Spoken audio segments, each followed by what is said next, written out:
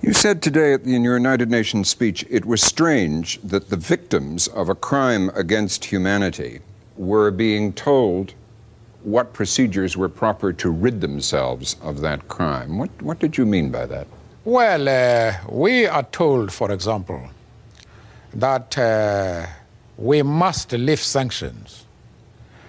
We must call off the armed struggle. We consider this approach to be totally incorrect because the methods which are used by an oppressor, the methods of political action used by the oppressed are determined by the oppressor.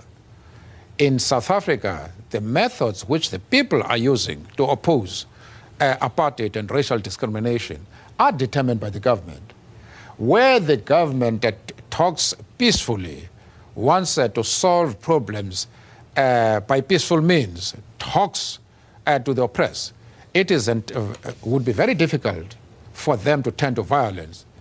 But when the government bans political organizations, bans political activities, paralyzes individuals by imposing bans on them, and intensifies oppression, and carries on a brutal suppression of all political activities, what do you expect us to do?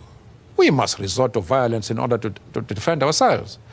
But many people, especially in the West, seem to be blinded to this reality, that we ought not to have embarked on violence. We ought not to continue with violence when we're negotiating. We know better because we are the people who are responsible for this negotiating process. And we should be telling the world what methods of action should be abandoned and at what time. It is not for the international community to try to lecture to us as to what methods of action we should use.